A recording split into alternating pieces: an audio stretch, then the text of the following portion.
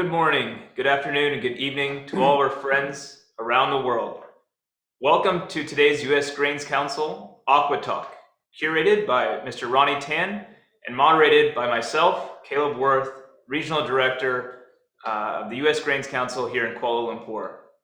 We've assembled a very interesting team today to speak to you guys about the turbulent markets today and the opportunities in aquaculture and some of the threats in aquaculture and some of the ways that our products here at USGC, including dry distillers grains, can be solutions.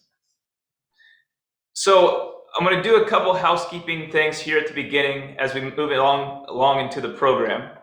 If you see in the top of my screen here is a survey button. If you can scan your QR code of your phone over the survey indicator there, it will bring you to a survey.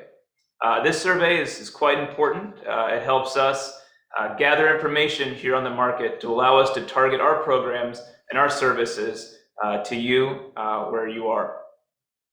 The next kind of fun thing that we'll introduce today in this program is our polling system. So we're going to bring up some fun poll questions about DEGS and test your knowledge in between the speakers.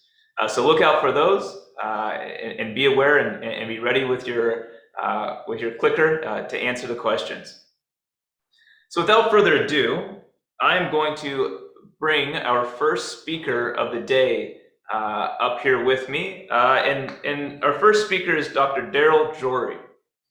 Daryl is an advisor for development and support of aquaculture businesses globally. He has over 30 years of experience in several countries in commercial shrimp farming, strategic planning, and developing.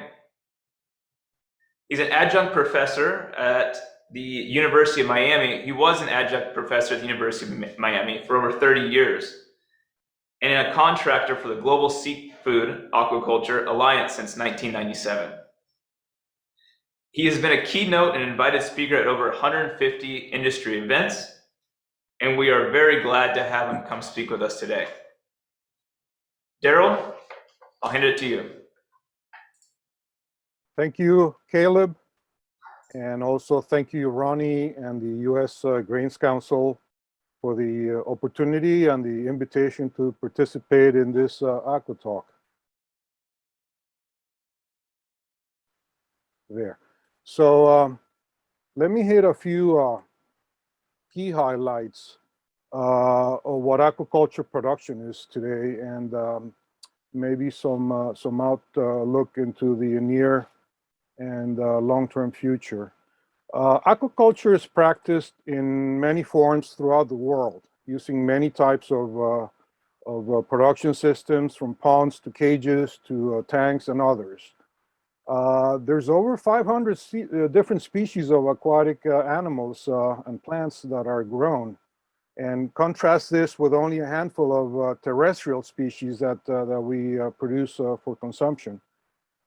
Aquaculture produces millions of tons of food annually and provides a livelihood for over 21 million people or more. The global trade of aquaculture products represents billions of dollars annually. Some groups, like salmonids and shrimp, represent or contribute relatively small volumes, but they have a very significant economic and trade value. And looking at the future, aquaculture is the only option to produce more real seafood, and this is critical considering the growing human population. So aquaculture has grown continuously for many decades. This FAO slide shows the different groups. What's important here is that most production is essentially for freshwater fishes and seaweeds. The blue line is the expected growth of aquaculture through the year 2030. This is from a very recent FAO publication. And the other two lines, the gray and the green line, represent wild fisheries, total captures, and what goes for direct human consumption. They're both pretty flat and stable. Also, from another recent FAO publication, total aquaculture production this year is expected to reach over 85 million metric tons of live weight, out of a total seafood production of a bit over 177 million metric tons. So aquaculture is just shy of half of that. So also about 35% of all seafood capture or culture is traded internationally, and that's very significant. The trade value this year is anticipated to be over $150 billion, maybe more, and it has been growing at between 3 and 5% annually in recent years. Also important, if you look at the bottom of the table on the left, the per capita consumption is relatively flat, and despite increasing seafood production. So what that tells me is that we're not growing the industry at a fast enough pace so that people can access and consume more seafood. Also from FAO, these are the relative contributions of different groups of aquatic animals by continents and global. And again, by far, freshwater fishes contribute the bulk, with China being the main producer in terms of volume.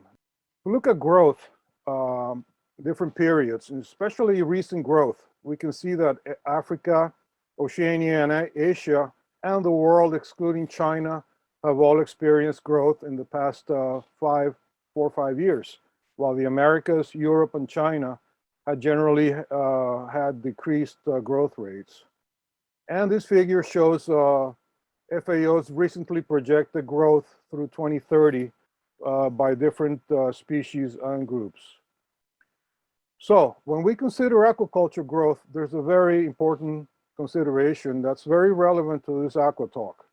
And that is that the production of aquatic species that are fed with manufactured feeds is growing, which in terms of future industry growth, near and long term, means that the availability of quality aquafeed ingredients will continue to increase in importance. The production data I'm going to show you now is based on the efforts of the Global Seafood or Aquaculture Alliance and Rabobank through its goal events. The data covers shrimp on over 25 key finfish species. So starting with shrimp, there are two main producing areas, Asia and the Americas. There's some production in the Middle East and Australia and some other places. There's 6 or 7 species that are reportedly grown globally to some extent, but one species clearly dominates production for the past several years, and that's the Pacific white shrimp, Lidopenaeus vanamae. And there's also significant contributions from the black tiger shrimp, Penaeus monodon. Let's take a look at the 3 main producers in the Americas. So Ecuador is currently the top producer globally. And if we look at Ecuador's export statistics, January through September 2021, production this year, exports this year are up over 20%. In 2021, shrimp production in Ecuador could well be more than 800,000 metric tons, possibly more. Ecuador has also diversified its processing industry so they can reduce their dependence on one main export market. And now Ecuador can offer much more value-added products. Mexico is the next main producer in the Americas, and its production in 2021 is forecasted to be between 155 and 165,000 metric tons. And then Brazil is the third main producer in the Americas. And this year, Brazil could reach as much as 100,000 metric tons, with expectations of more growth next year. Brazil exports very little. They have great internal markets and prices, and absolutely much potential to grow. So if we look at the combined production of farm shrimp in the Americas this year, it could well be over 1.1 or 1.2 million metric tons when we include the production from other important countries like Honduras and Guatemala, Nicaragua, Peru, Venezuela, and others. Interestingly, only vanamae is farmed in the Americas compared to Asian countries. Now, starting with India, India has had After being number one previously, they had a significant drop in production last year, but they appear to be coming back, and their production this year could be close to 700,000 metric tons. India is a significant producer of monodon, and that production is growing. And the internal consumption of shrimp in India is very small relative to the volumes it produces. So there's a lot of potential to develop a significant internal market for shrimp. China, its farm shrimp production is always difficult to estimate. Essentially, there are two trends. One is the FAO and official data, which are the blue bars here. And the other one is the data we collect for gold every year, which are the orange bars. And as you can see, the trends are different, but we present them both. It's also important to mention that China is a very important importer of shrimp from many countries. So this year, farm shrimp production in China appears to be improving. They will probably produce around 750 to 800,000 metric tons. Of interest, it's that its black tiger monodon production appears to be increasing rapidly, possibly reaching maybe 120,000 tons this year. And this is related to the, among other things, to the introduction of improved broodstock lines from Southeast Asia. Vietnam is another major producer of both Vaname and monodon, and its total production this year will be probably around 650 to 680,000 metric tons. Indonesia is also difficult to estimate, again, because of the marked difference between the official and FAO data and the estimates of the Gold Survey. Indonesia is also a major producer of monodon, along with Vietnam and India, and now China. And this year, Indonesia's production should be probably between 380 to 390,000 metric tons. So the total production of Vaname, white shrimp, in Southeast Asia this year will likely be over 1.8 million metric tons, possibly much more. And this includes the contribution of other important producers like Thailand with 310,000 metric tons, Malaysia and the Philippines with around 50 to 55,000 metric tons each. So in summary, global production of farm shrimp is again growing after the global decline last year. And we could be looking at a global production of farm shrimp this year of possibly 4.4 million metric tons. So if we look at the Gold Survey and the main concerns that the shrimp farming industry expresses, feed costs, diseases, and market prices are typically at the top of the main concerns. So overall, during the last decade, the global shrimp farming industry has experienced varying growth rates depending on the country. Remember, this period includes the years of the early mortality syndrome, EMS impact, and also the severe contraction last year. But overall, we see growth rates and production improving. So moving on to fish and some of the major key indicator species, starting with salmonids. This is one of the major groups, not so much in volume, but also in value. Main producers are Norway and Chile by far. Global production this year will likely be around 2.5 to 2.6 million metric tons. Production continues to increase steadily. A major development in this industry is the development or the introduction of land-based systems, not just for the production of larger smolts, which is the first phase in salmon farming, but also for grow-out. And we see land-based projects sprouting up all over the world with major, massive infusions of investment, not just in traditional salmon producer countries like Norway and Denmark and others in Europe, but also in the Middle East, in China, in Japan, in Africa, and the Americas. Moving on to another major group, tilapias are produced in over 100 countries around the world using a variety of production systems. The global production this year should probably reach around 6 million metric tons, and of course, it's expected to continue growing. So looking at pangasius, another major species, total production this year should be around 3 million metric tons. Vietnam is by far the main producer. Other countries like India, Indonesia, and also China and others also produce significant numbers. And interestingly, the culture of pangasius is spreading. And in fact, some Latin American countries are, which are also major importers of Vietnamese pangasius, are already farming pangasius. I can mention Brazil among these countries. And then carps are by far the largest contributors of farm fish to global production. There's two main groups, Chinese and Indian carps.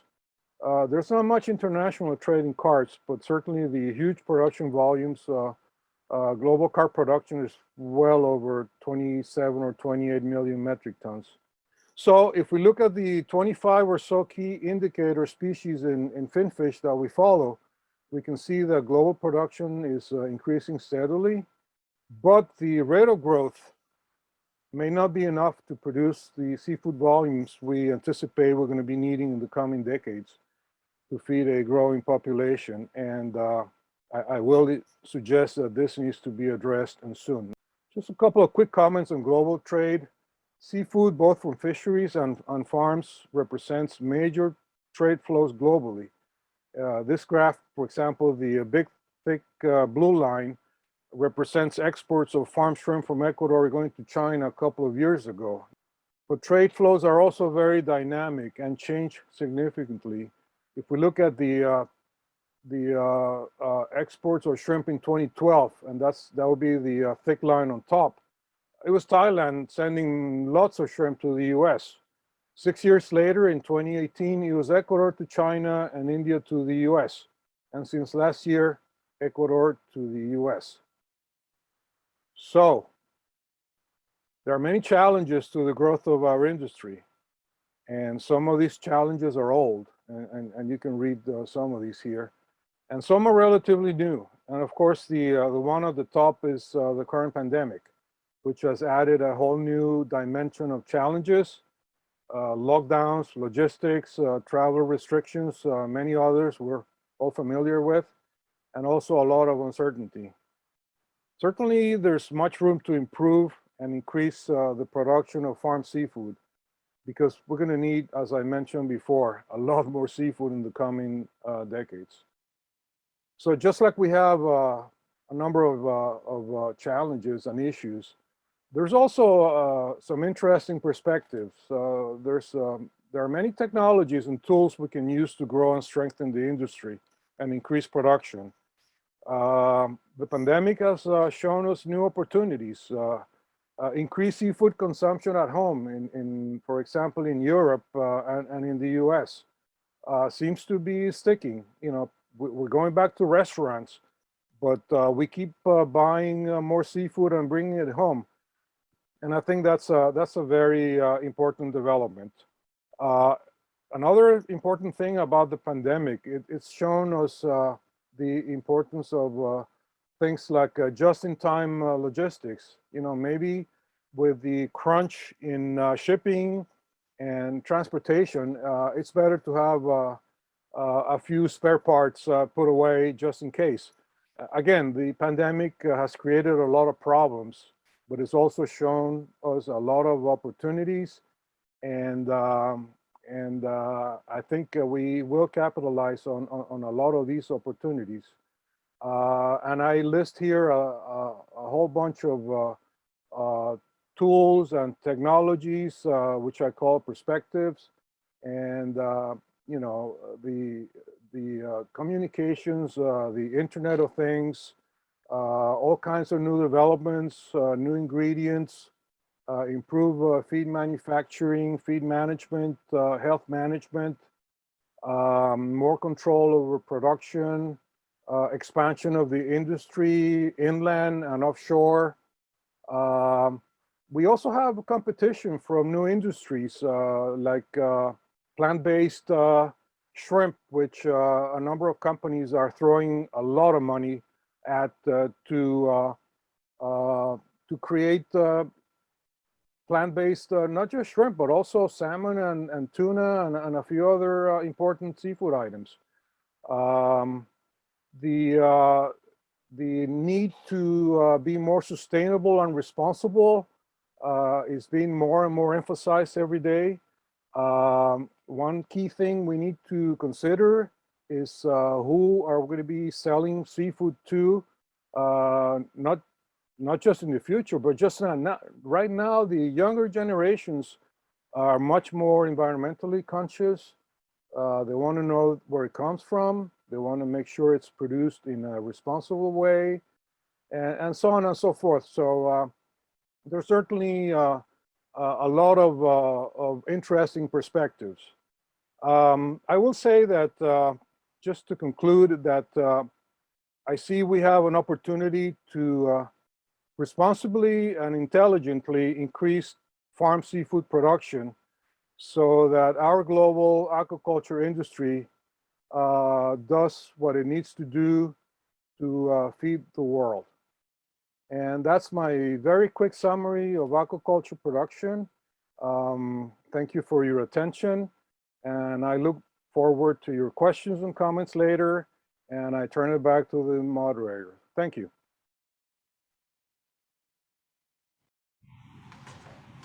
Thanks, Daryl. Definitely thank you for warming us up this morning and really setting the tone for the rest of the day today. So guys, we're back here. I'm going to take a few moments. We're going to do something fun. We're going to take a poll question. We're going to test your knowledge about DDGS and Southeast Asia and global DDGS in general. We'll pull up the first poll question, and its answer right here on the bottom. You'll see the poll section. You should be able to click on it and answer the poll. So before we pull up the poll, actually, I'm going to indicate to you guys, or give you guys a couple, navigate you through the platform here. So actually, right next to the poll indicator is the Q&A button. So if you click on the Q&A button, that's where you can input questions for the speakers. At the end of the program, we're going to have a panel session, and we will be able to answer those questions in that through that Q&A widget and that platform there. Second, we can go ahead and pull up the survey indicator as well.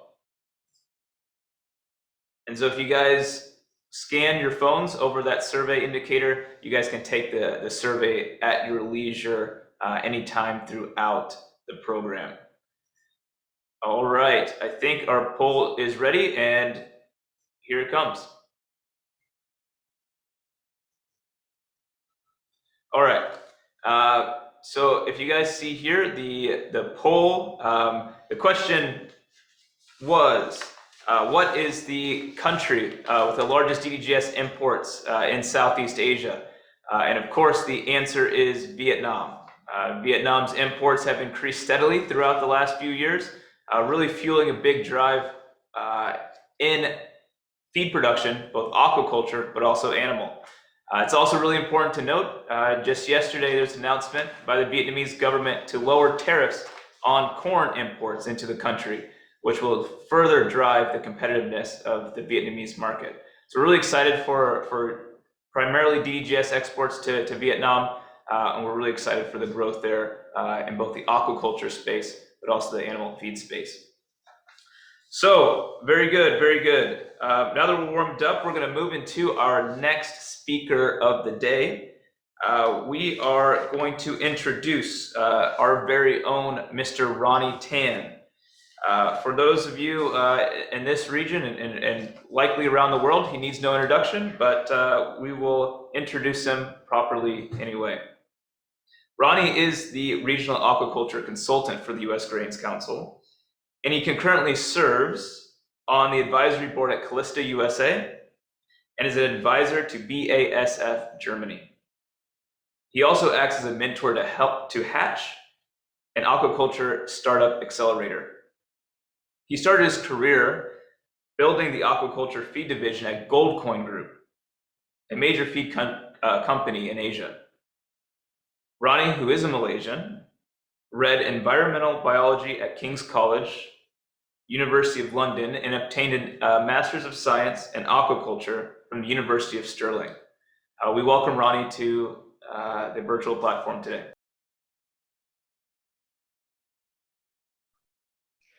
Hello there. My name is Ronnie Tan, and I lead the aquaculture program at the US Grains Council. Welcome to my home office in Kuala Lumpur, Malaysia. Let me share my screen with you. In the next 20 minutes, I'll be speaking on the aquaculture feed demand globally, its outlook and its trends.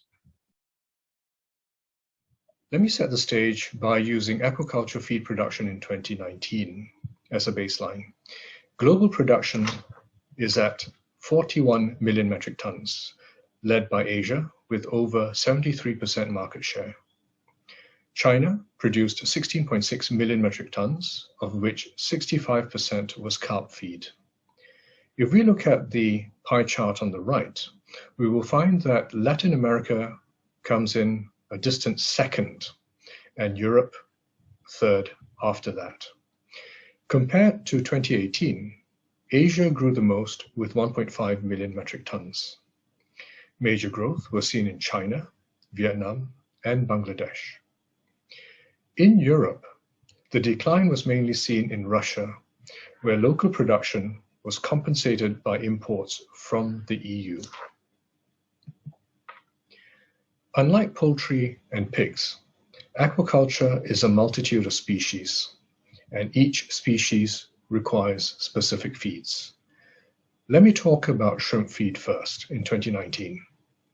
Global feed production was slightly over 7 million metric tons, coming mainly from two regions, Asia and Latin America. 90% of shrimp production worldwide is one single species, Lithopineus venomei.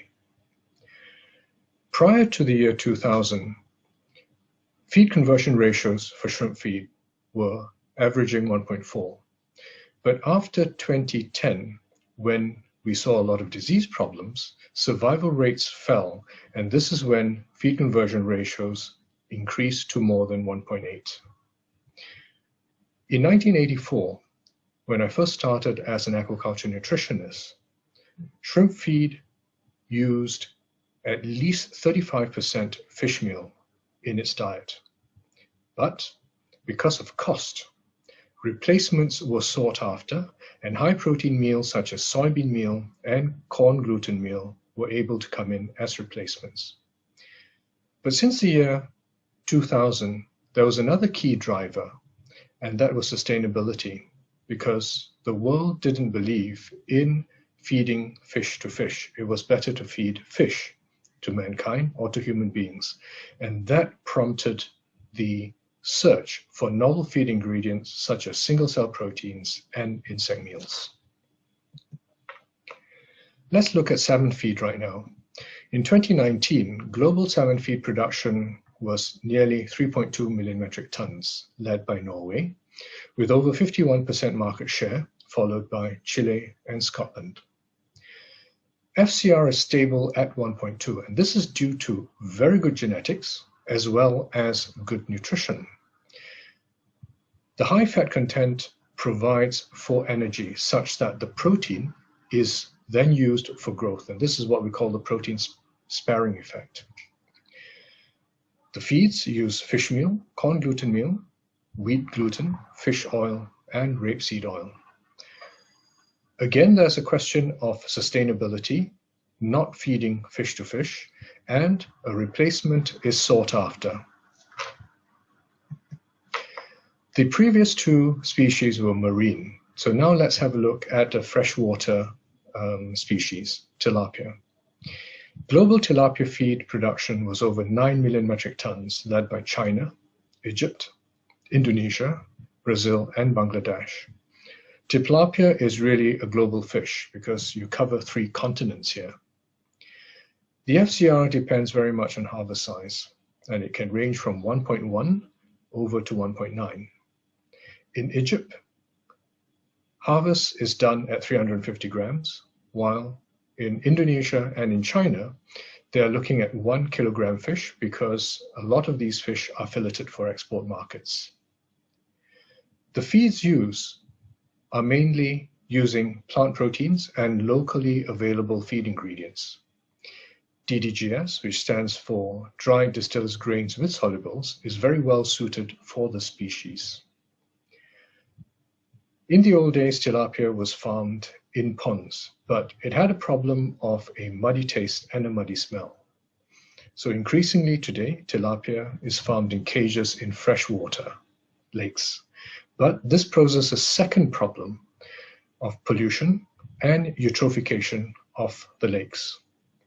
And this is where we require very highly digestible feed ingredients and to be able to increase the availability of phosphorus such that it is not a pollutant in freshwater lakes. Next, let's have a look at Pangasius catfish feed. Global production of Pangasius feed is over 4.5 million metric tons, and it is led by Vietnam with over 50% market share. The FCR average is 1.6, and nearly all the fish is filleted for an export market. It is the cheapest fish on the whitefish ladder. Now, what do I mean by the whitefish ladder? It is simply a ranking of the price of the fish. Right at the top is the flatfishes like turbot, and right at the bottom, the cheapest one is Pangasius. Due to the cheap price of this fish, feed price is only $450 per ton, and due to this low price, it can only use locally available low price ingredients in addition to soybean meal. In Vietnam, this is rice bran and tapioca meal. So unless the price of the fish improves, farmers will continue with economical feed. Now let's have a look at the story behind the data. In 2019, there were three main consumer demands. The first one is on animal welfare and veganism, but this did not affect aquaculture that much. Farm-to-fork traceability was important. The consumers wanted to know the provenance of the fish, and also non-GMO feed ingredients, as well as antibiotic-free feed. In 2012, China became a net importer of shrimp, so it took itself off the supply list and put itself on a demand list. And in 2019, China became the second largest shrimp market in the world, importing 660,000 metric tons of shrimp. We have seen China become an economically powerful country, and the Chinese market is very large. And this has caused geopolitical tensions with the US, the result of which in 2019, we saw a quid pro quo tax for a lot of products. Environment and sustainability also was an important feature in 2019. In Denmark, there are no new licenses given to marine cage farming, and this prompted recirculating aquaculture systems, or what we know as RAS. These are land-based, and it provides an alternative to the culture of marine species. Feeding automation is another very important point because we don't want to waste feed, not only because of cost, but because of the possibility of polluting the environment as well, whether it is in the sea or in freshwater lakes. Another one is satellite remote sensing. A product like shrimp farming, the life cycle, or rather the cycle of culture, is only 3 to 4 months. So farmers can easily come in and out of the farming situation. Thus, we don't really know how much is going to be produced in the next cycle.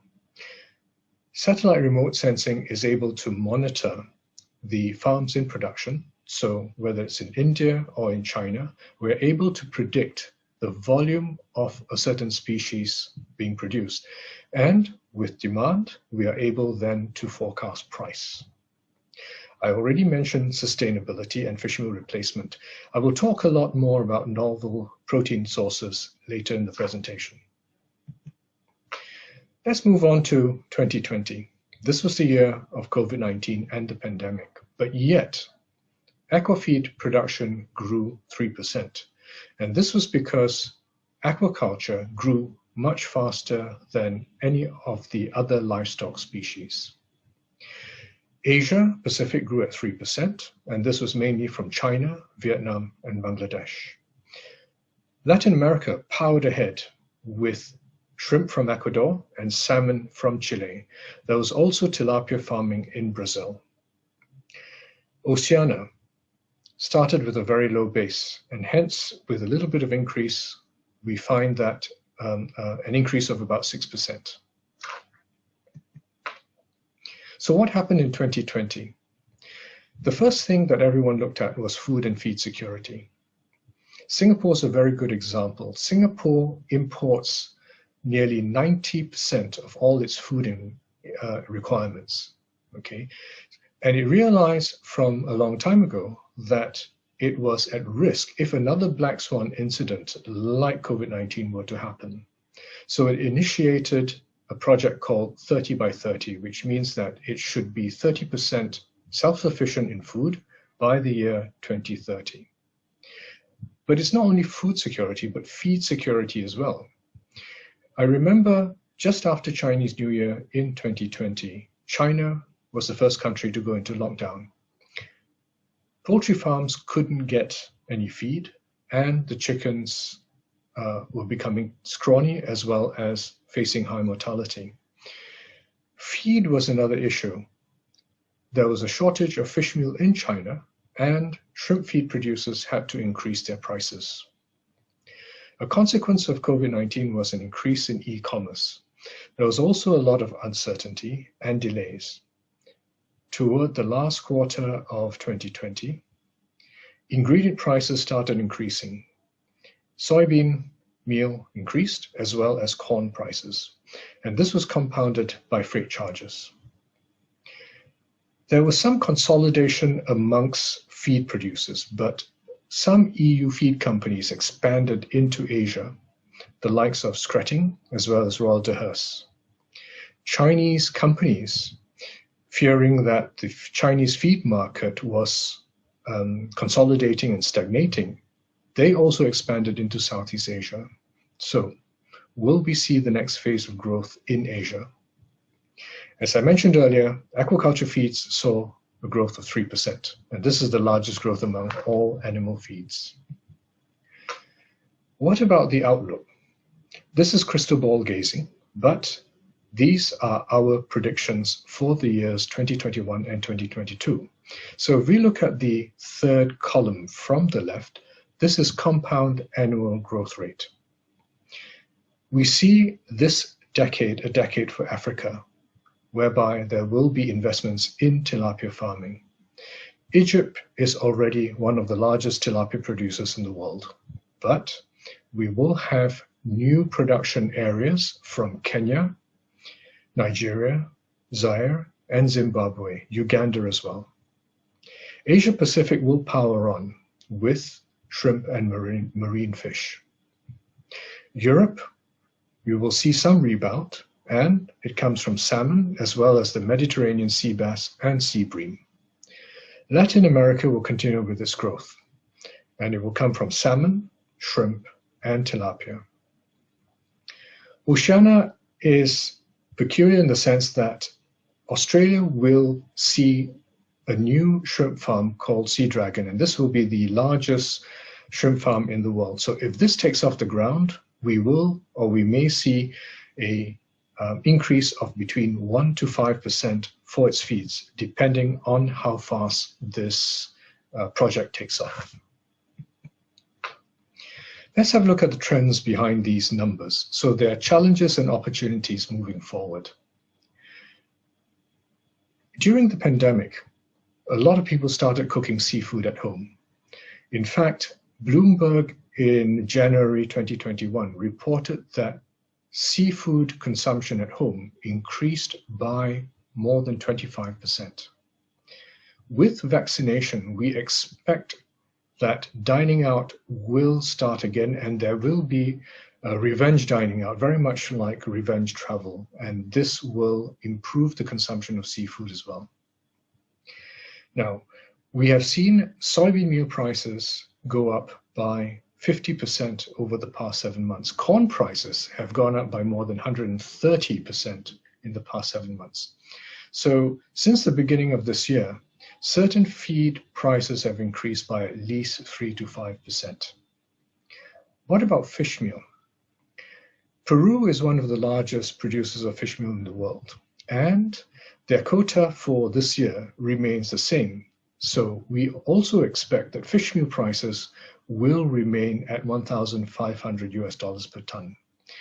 But with all the plant protein meals going up, will a rising tide lift all boats, meaning that will fish meal prices increase as well? With the increasing feed ingredient prices, it creates an opportunity for new protein ingredients. I mentioned single-cell proteins. Calisio is a joint venture between Calista and Adissio, and it is building a large feedkind factory. Feedkind is their product, which has 72% crude protein. So this factory is being built in China at the moment, and we should see the first product coming out at the end of 2022. There are also insect meals. Innova Feed produces black soldier fly larvae meal. The product has 50% crude protein, and the factory is already running and it's launching its product very soon. Another new protein ingredient, well, not so new, is DDGS. DDGS was first produced in the year 2000, and it is a co-product of the ethanol industry. But recently, technology has been able to produce a product with a very high protein level of 50%, and this is very good for aquaculture feeds. What about new technology in aquaculture farming itself? We're looking at real-time monitoring. We're looking at the Industrial Revolution 4.0. Here we will see artificial intelligence and big data being used to mitigate disease problems. There's also renewable energy. Remember that a lot of aquaculture farms are in rural areas very far from the national grid, and hence energy has to come from diesel generator sets. BASF is a good example. They are now producing photovoltaic cells together with a battery pack in order to provide 24/7 renewable energy. What about stem cell seafood? There are two companies based in Singapore doing this. One is Shock Foods, the other one is Avant Foods. And they are looking at analog seafoods like shrimp and lobster based on stem cells. Last but not least, we're looking at Seaspiracy, a documentary by Netflix, which came out probably about 3 months ago. Personally, I believe this is one-sided, but will it dent consumer confidence? It's a question that we have to ask ourselves. Thank you very much. I have listed some references here, but I have to pay a special thanks to Alltech for helping me come up with this presentation. Thank you very much again, and I look forward to our discussions and question and answer session. Thank you.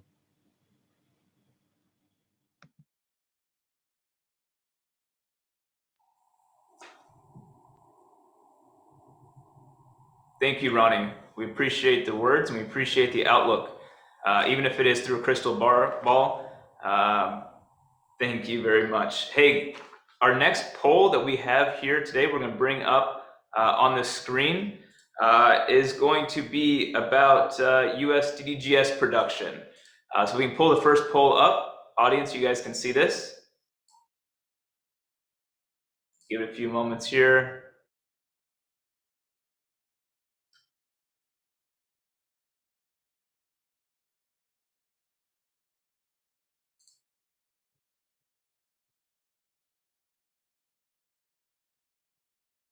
All right. So the questions here, the first question was total DDGS, what was the total DDGS production in the United States? We had options of 10 million, 60 million, 44 million, and 35 million. And as I can see here on my screen populating, most of us are correct. Here we go. All right. Very good participation here. All right. So most of our answers came in with the correct answer. Around 44 million metric tons of DDGS was produced last year. A few put 60 million, which is close, and 35 million, which is also close. We do produce quite a bit more than 10 million. So DGS production has been quite steady over the last few years, which makes for a good steady supply into the world markets. Specifically out here in Southeast Asia, we take about a third, or even a little bit more than a third, of all of the exportable DDGS out of the United States. The aquaculture is one sector that is demanding a lot more and providing growth in that sector. Great. Again, I remind you at the bottom of the Q&A, the bottom of the screen, there's a widget for Q&A. Just make sure you put in your questions there. You can put them in both privately or you can put them viewable to the public. So whatever you're comfortable with, go ahead and do that. In the chat box, I think our staff put the link for the survey as well. Again, you can scan it with your phone, or you can pull up the website there via the chat and answer those questions. It's a little, it's segmented per species, so pay attention to the top bar on which species you're answering the questions for. All right, we're going to move on to our next speaker, Dr. Dominic Bureau. We'll call him Dom here. Dom is the Dom is obtained his Bachelor's of Science in Bioagronomy and a Master's of Science in Animal Science in 1992 from Laval University, and a PhD in Nutritional Sciences from the University of Guelph in Canada. He managed the Fish Nutrition Research Laboratory at the University of Guelph, where he leads a dynamic research program focusing on nutrition utilization, feed formulation, and evaluation, and development of mathematical models of digestion growth and nutrient utilization for aquaculture species. We welcome Dom to the floor to present his presentation. Hello, my name is Dominic Bureau, and I'll be presenting on DGGS use in aquaculture feed. I'll do a bit of a review, especially cover important aspects to consider. I'll cover five main aspects in this presentation: the chemical and nutritional composition of DGGS, the digestibility and bioavailability of nutrients, the use of DGGS in feed formulations and the effect on fish or shrimp performance, the effect on final product quality, and we'll finish it with an effect on a small part on the effect of feed manufacturing or finished feed quality. First of all, what is DGGS? Well, DGGS stands for dry distillers grains and soluble. A bit of a mouthful, but it's a main product from fermentation of grain when you ferment the starch into ethanol. So the starch is converted into ethanol, and what is left over, a co-product, contains pretty much everything the grain contains, but it's concentrated because the starch has disappeared and was converted into ethanol, which was distilled out. Now, interestingly, the DGGS also, because it's a fermentation product, also contains the yeast biomass and the associated fermented byproducts or products. Now, the product that is produced is wet, over 75 more percent moisture, and it needs to be dry to stabilize it, improve handling, storage, and the capability of shipping that product. The drying of this co-product is of critical importance, and we'll see this later in a presentation. In terms of chemical composition, DGGS contains all the proximate components that other feed ingredients contain. It contains crude protein, crude lipid. Now, in terms of crude protein content, it is coming around 26, 27, up to 30% for regular DGGS. And this has been fairly stable over the years. We did a survey from 1993 to 2017 here, reviewed the literature. These researchers analyzed hundreds of samples of DGGS and found fairly consistent protein content. Now, there is batch-to-batch variability in the protein content of DGGS, but it's something easy to monitor. Something interesting with DGGS, it's high in fat, anywhere between 7 to 12% fat, which is highly valuable, especially when you formulate aquaculture feed to 6, 7, or 8% fat. So you need fat to meet the fat requirements of the animal or the specification that you want to formulate your feed to, so this fat is highly beneficial. Now, in terms of essential amino acids, DGGS is relatively low in arginine, but relatively rich in histidine, methionine, and threonine.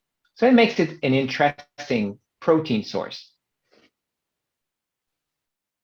When we compare it to other plant protein ingredients we will be using in aquaculture feed, things like corn gluten meal, cottonseed meal, rapeseed meal, or canola meal, or soybean meal, we can see that DGGS is low in lysine, which is something easy to solve because we have access to synthetic lysine at very affordable price today. It has good methionine profile, good threonine profile, good tryptophan profile, and good histidine profile. And interestingly, it contains less leucine than corn gluten meal, which is a good thing. Some believe that excess leucine may be a bad thing for animals under certain conditions. The DGGS doesn't only contain these amino acids, the protein amino acid. Like I mentioned, it contains a significant amount of fat, and this fat is mostly made up of omega-6 fatty acids, mainly linoleic acid 18,2 and -6. Other major fatty acids include oleic acid and palmitic acid. So it is actually a good lipid source that can help meet the omega-6 requirements of fish like those of tilapia, for example, or canfish, which are actually mainly requiring omega-6 fatty acids. I also mentioned that DGGS contain 10% spent yeast, so therefore is a good source of beta-glucan, mannan oligosaccharide or MOS, and nucleotides, which are products my feed manufacturer often purchase, right, from different feed additive suppliers, while DGGS bring these products for free. In terms of other components that we don't always look at, well, there's a number of studies that have been carried out in recent years, especially this one by Shin et al. In very recently, where they look at the alpha and the tocopherol content, the antioxidant content of the DGS. And you can see that these level of antioxidant compound, the tocopherol, are enriched compared to the original material, the corn, that was fermented in the production of DGGS. So actually, these antioxidants are not destroyed by the fermentation process. They're not recovered. They're not extracted with the ethanol. They actually remain in the biomass that we convert into DGGS. So actually, DGGS contains significant amount of tocopherol, so therefore can reduce the needs for vitamin E and the need for artificial or synthetic antioxidant, which is really interesting. It also contains carotenoid pigments, which are also good antioxidant. So therefore, it can also further increase the antioxidant capability of DGGS. Now, this first for the chemical composition, nutritional composition of DGGS, but these nutrients can be present, but if not digestible, they will be of no value to the animal. So we need to determine whether these nutrients are digestible and bioavailable. The technique for measuring digestibility in fish has been developed for many years. At the University of Guelph, we've been the leader in this kind of methodology. When we review the data on the digestibility of DGGS in different aquaculture species, we found a number of publications. I'm listing here 4 publications where they actually measure the digestibility of DGGS in different species. Now, in one studies, Magas and et al. In 2015, they found good digestibility of DGGS for European sea bass and a species, a marine fish species called the meager, about 94% digestibility and relatively lower digestibility of essential amino acids. Now, it doesn't quite make sense that the digestibility of amino acids be so much lower than that of crude protein. So I have a little bit of questions about these data. These data may be a little bit too optimistic in their value. Conversely, data by Rhodes et al. For Pacific white shrimp report very low digestibility for DGGS and are not credible. Very unlikely that the digestibility of DGGS will be that low. And it's really quite common with studies, especially on shrimp. Measuring digestibility can be quite tricky. So therefore, I don't really put a whole lot of trust in these values, and this work needs to be redone. Now, another study is on Pacific white shrimp using high protein DGGS around 38 to 40% protein, measure relatively low digestibility, and also find it questionable that the digestibility of amino acids is significantly higher than the crude protein digestibility. How can the amino acids that make up the protein be a lot more digestible than the protein itself is really concerning in these data. And that's something very common with digestibility assay. They're fraught with errors, limitations, and problems. And I work on this for many years. So in general now, I put very little trust in digestibility results unless all the results are presented and things are adding up. Fortunately, just reviewed the literature and a very recent paper by Kim Tran, a well-known aquaculture nutritionist from Vietnam who studied in Netherlands, carried out very interesting studies that measured the digestibility of several practical feed ingredients in a diet of Nile tilapia. And in one of those ingredients was DDGS, and she observed digestibility of protein about 89%, and digestibility of phosphorus of 64%, that of lipids about 1%. And those seems to be making sense, and they seem to be adding up. Right, all this. The digestibility of energy is in line with the digestibility of protein, fat, and carbohydrate. So therefore, I put more value in these values. So I would think that the digestibility of protein of good quality DGS will probably be around 89% for tilapia. But if some nutrient is damaged, it's damaged for tilapia, it's damaged for catfish, for shrimp, and all this. So I prefer to use good data on one species and apply it to other species, all this, than using poor quality data. Now, I mentioned that DGGS comes from a wet product that needs to be dry. Heat needs to be applied to the product in order to dry it. But too much heat can result in problem.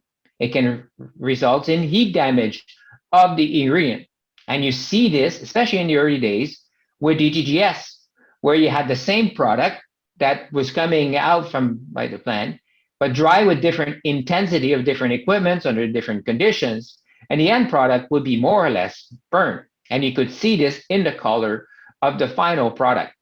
That led many authors to investigators or industry professionals to believe that the color of DGGS could be a good quality indicator. And it can be, the darker the product is, the more chance of it being burned. However, the color of grain can vary with season, variety, and a whole wide factors. Different fermentation technology may be used, maybe different fractionation, and the final product color may change. So we can't really use color as a true indicator of the quality of DGGS or how much heat damage has occurred. Now we know that heat damage will decrease the bioavailability of nutrients and the digestibility of these nutrients. This work has been done on a variety of feed ingredients. This example was soybean meal. If you heat damage soybean meal, the digestibility of the product will go down and the performance of the animal fed these products will go down. So heat damage is very damaging to the nutritive value of protein. So you really have to balance the need to dry the product in order to reduce the volume, stabilize the product, right? Improve handling, and etc. Sterilize the product, and also not over-processing, which will lead into heat damage and a reduction in the nutritional value of the protein and the acids and other nutrients, and that will lower the nutritive value of the feed ingredients. You really have to find the optimal processing. Now, we may see a change in color, but really chemically speaking, we have to look at what's happening. And my research group, including my PhD students, Sherry Jahambin, has been looking into this, and we found that cross-linked amino acids, things like lysinoalanine and lanthionine, are actually formed during high heat treatments in the temperature that are used sometimes were for drying these co-products, and this can have significant consequence.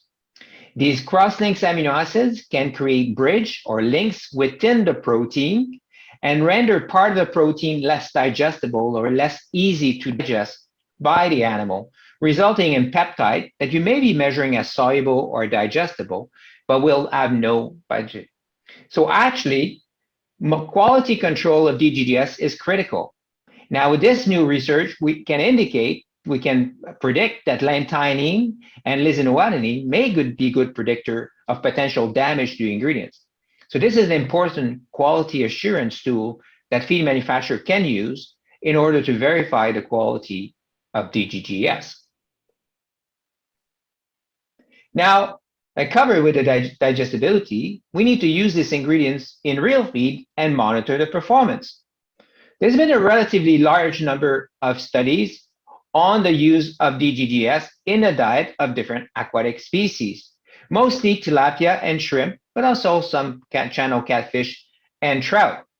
I like these studies where they actually completely replace the fish meal with DGGS, high protein or regular protein, corn gluten meal, or protein concentrate, and they use standard quality ingredients in a diet. Interestingly, the product containing DGGS, regular DGGS, or high protein DGGS performed almost as well as a control diet that contained high level of fish meal. The diet formulated with high level of corn gluten meal or corn protein concentrate performed significantly less well than the other diet. This may indicate that the fact that DGGS contains yeast biomass, and that may help with the palatability of the product, maybe bring some nutrients that were contributed by the fish meal. The digestibility of the product may be, certain nutrients may be good, etc. So this study, in my opinion, indicate that DGGS is actually a very interesting product because it's more than corn or corn byproduct like corn gluten meal. It is a fermentation product and maybe actually having good nutritional value to many aquaculture species. Work has been done on shrimp by the group of Alan Davis and Auburn University in the US, where they replaced soybean meal by lipids extracted DGGS, so low-fat DGGS.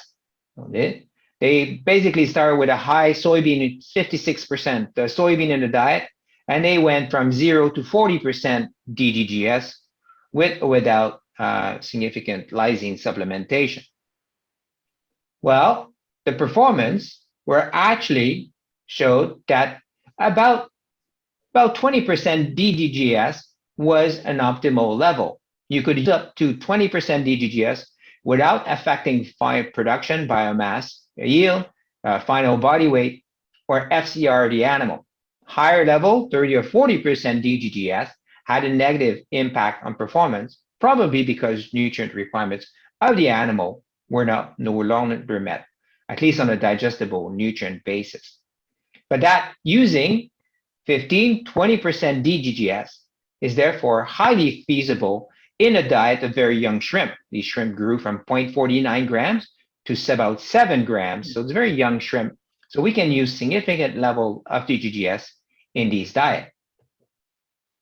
Now, something of importance for shrimp is a final product quality. Shrimps are a high value product, and the better looking the product is, the more value this product potentially has. And one of the important quality criteria for shrimp is pigmentation. And this pigmentation is given to the product by astaxanthin that deposit in the shell or in the flesh of the animal. You can see that DGGS contains significant amount of xanthophyll pigment, both lutein and zeaxanthin. And I highlight zeaxanthin here because it's the pigment of potentially most interest to shrimp nutrition. The zeaxanthin can be converted into astaxanthin to a small number of steps. Shrimp, carp, tilapia have the ability.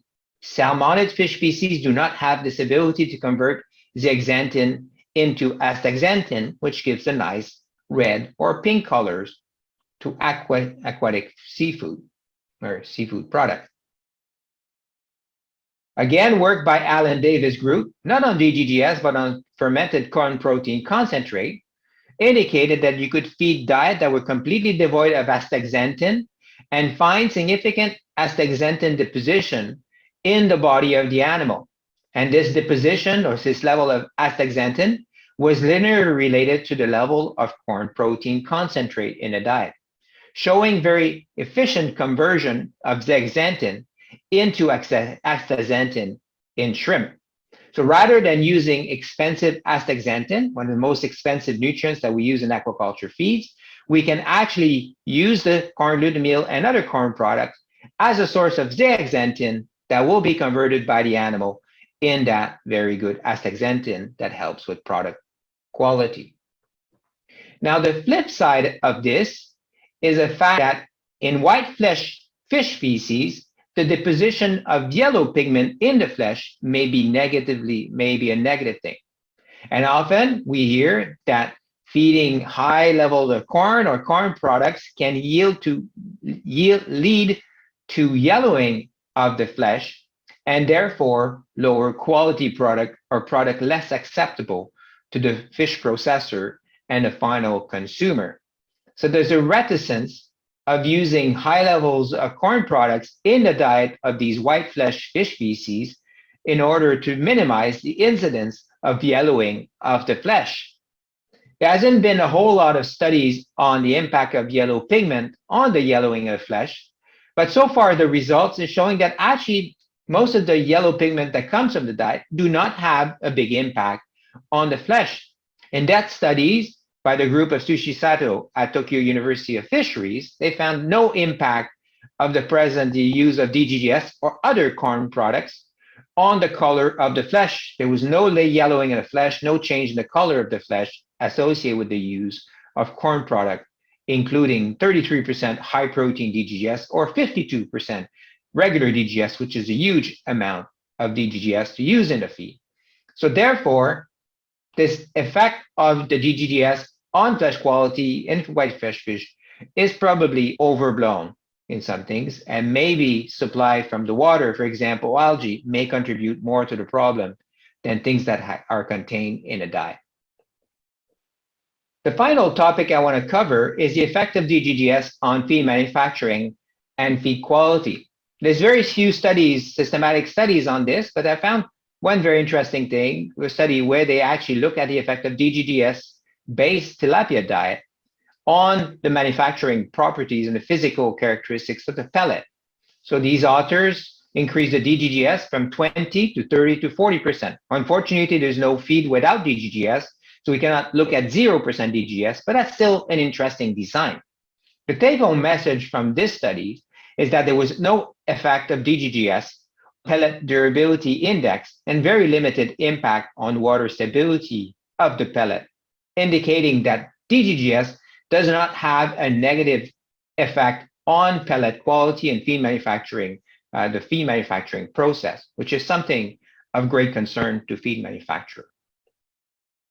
So that was an overview of this topic. I wish to thank the U.S. Grain Councils for this invitation to speak. You can always contact me by email at dbureau@uoguelp.ca or by phone, WhatsApp, WeChat, whatever you use. And I would like to invite you to visit our website, witaya-aqua.ca, to learn more about the service of our company. I thank you very much.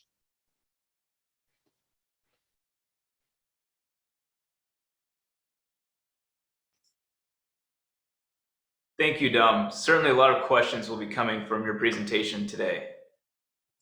All right, audience, we have one more poll question for you all, and we're going to bring it here up on the screen right now.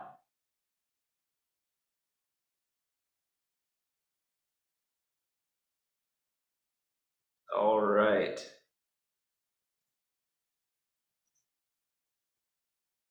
Very good.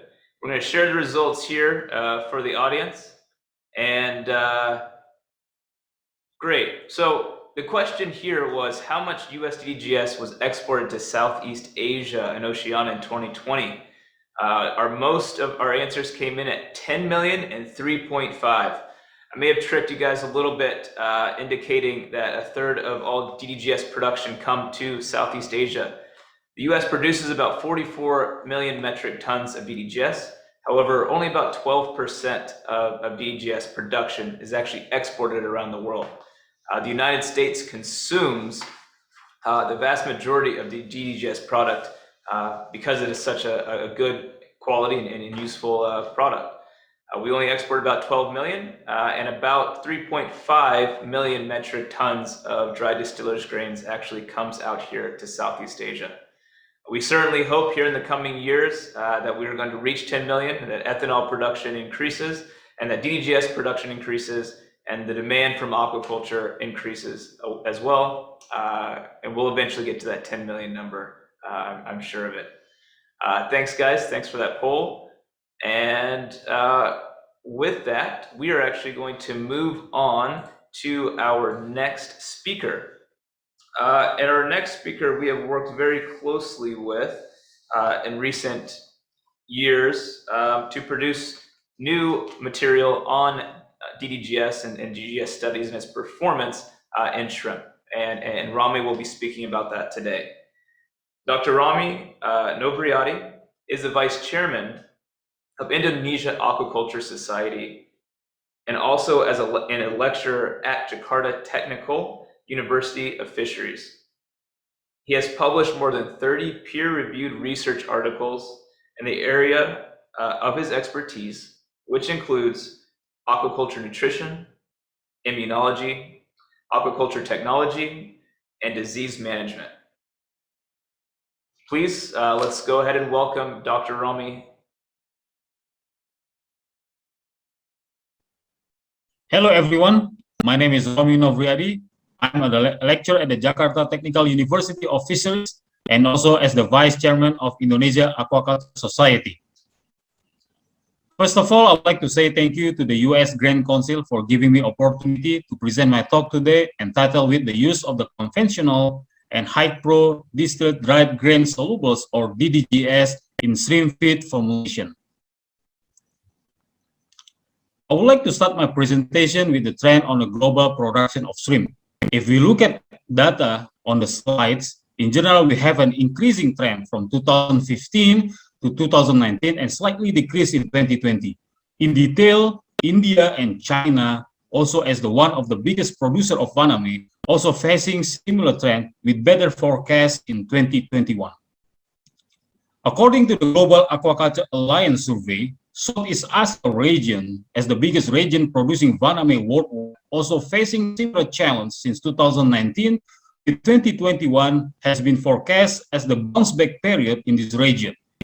Different scenario was seen in Ecuador, where the export number keep increase even during the pandemic situation.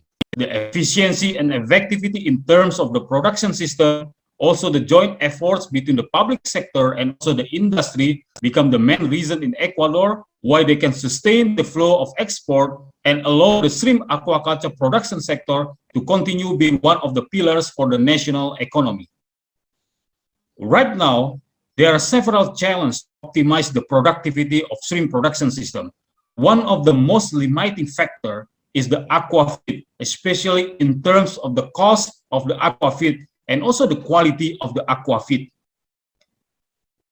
Since the price of the fish meal continue to increase and also there is a pressure on sustainability and also the environmental issue, most of nutritionists and scientists right now try to looking for a substitution for the use of the fish meal with several alternative ingredients. There are several alternative ingredients that can be used right now, such as soybean meal, cottonseed meal, corn protein, and also the canola meal. In the past, in our diet formulation, we use more inclusion level of animal meal in the diet formulation and only 19% of the plant protein source in the diet formulation. But at the present time, with the massive research right now, we can reduce significantly the use of the animal meal up to 31% and use more inclusion level of the plant protein source in the diet formulation. In the future, we would like to increase more the inclusion level of plant protein source for sustainable aquaculture system and reduce more the inclusion level of the animal meal in the future. So by complementing with the novel feeding ingredients and also the minor ingredients.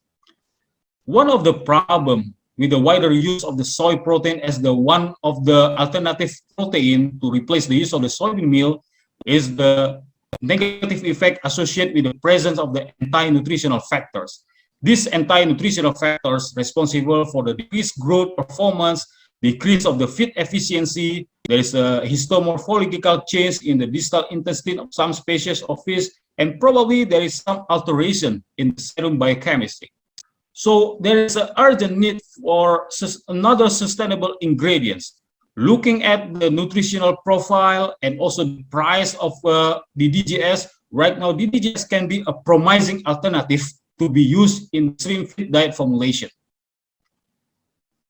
There is one option for blending the ingredients for better amino acid balance in shrimp feed diet formulation. This is on the slide. Compare the nutritional profile of the fish meal and also the corn protein concentrate and the soybean meal.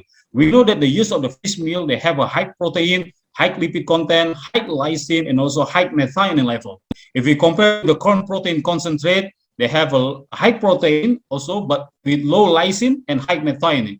If we blend them with the soy protein, even with the moderate protein level, they have a high lysine content with low methionine level content. So if we blend this animal meal with the plant protein source better with a proper blending program, we probably have a diet formulation and the product with better amino acid balance in the final product.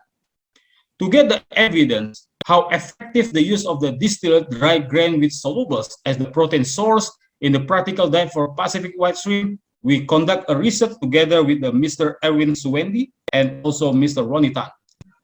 This is the nutritional profile, just to give you the idea about what is the comparison between the soy protein and also the corn DDGS. Yes, we know the crude protein level of the soy protein is higher than the corn DDGS, but corn DDGS have a better value for the crude lipid content. So this is probably become a good proper blending for better aquafeed production system. So this is how we design the diet formulation for the two-stage trial to ensure the good survival rates and also the growth performance of the shrimp. So if we look at the slide, we have 3 inclusion level here, 5% corn DDGS, 10% corn DDGS, and 15% corn DDGS to partially replace the use of the soy protein in the diet formulation. And this is the chemical and essential amino acid composition of the experimental diet that we use for the two-stage trial.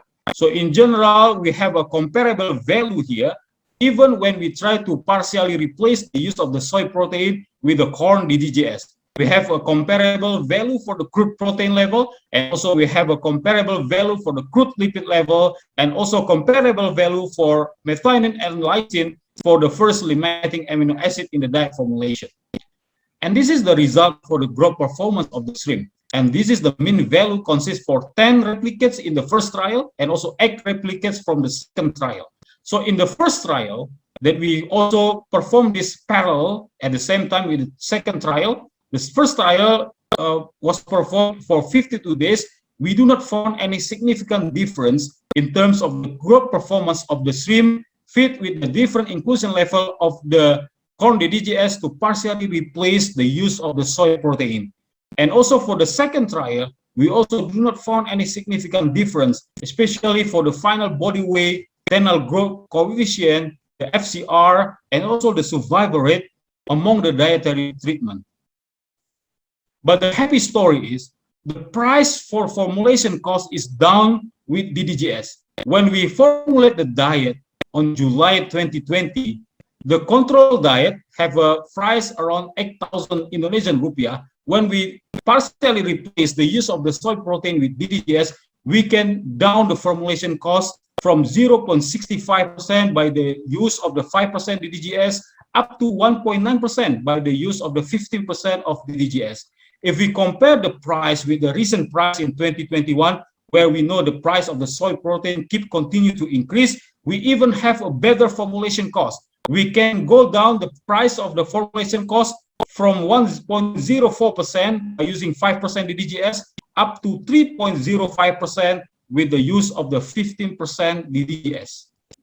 So as the conclusion for our initial trial here, the two-stage approach was able to stimulate the commercial cycle of the shrimp culture from 1 gram up to 19 grams. So you can also get over 250% weight gains during the trials.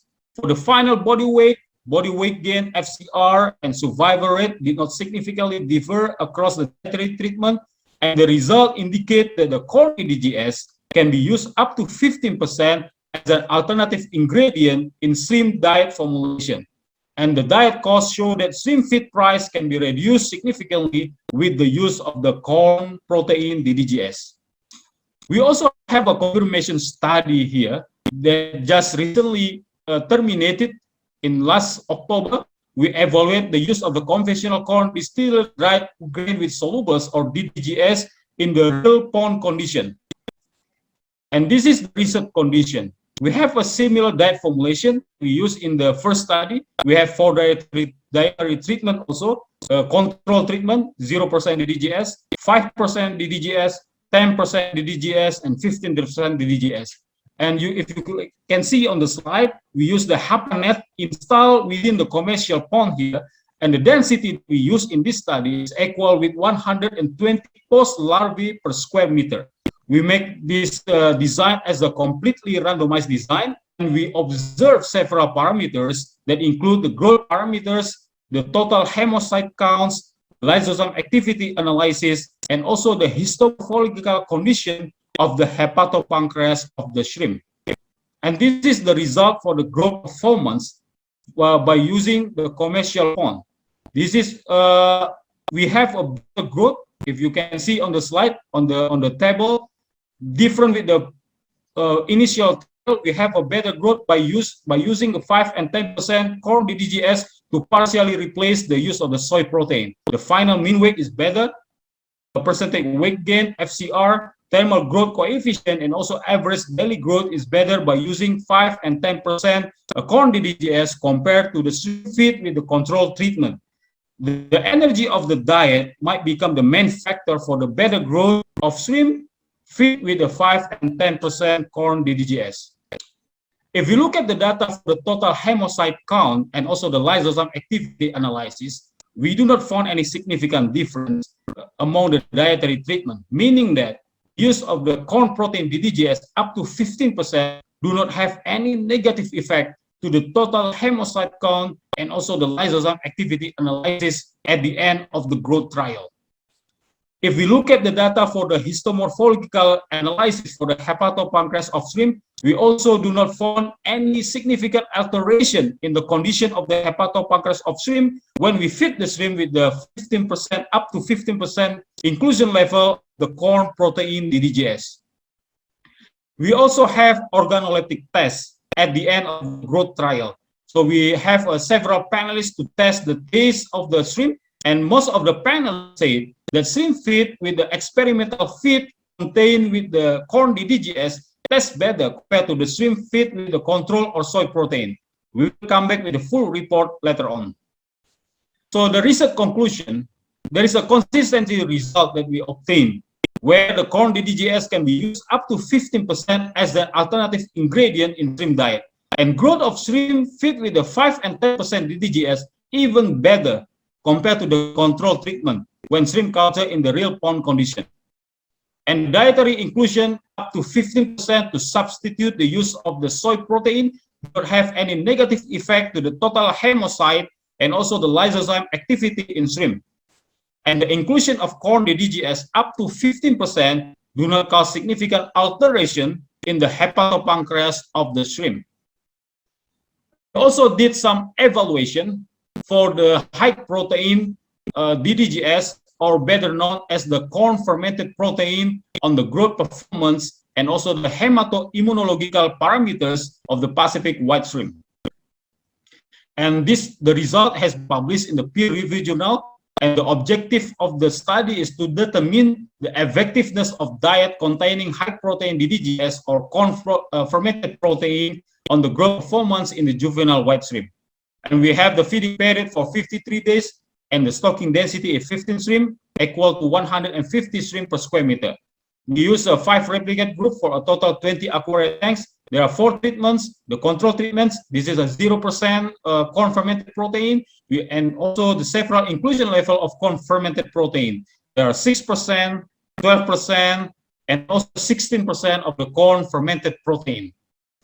And this is the proximate and amino acid composition of fish meal, soybean meal, and corn fermented protein and corn gluten meal that we use in the study. We compare the crude protein level among the protein source that we use in the study. Yes, we know that fish meal have a higher level of protein compared to other alternative protein source. If we compare the corn fermented protein, they have a better value compared to soy protein and a little bit lower compared to the corn gluten meal. And this is how we design the diet formulation. So we use the high protein DDGS, in this case it's Nexpro protein, to partially replace the use of the soy protein and also partially and completely replace the use of the corn gluten meal. One of the diet, in Nexpro 16%, we reduce the inclusion level of 10% of fish meal into 7.5%. And this is the growth performance, the result for the growth performance of juvenile Pacific white shrimp after we feed them for almost 60 days. We have a better final biomass, final mean weight, final percentage weight gain when the shrimp were fed with 6% and 12% high protein DDGS compared to the control treatment.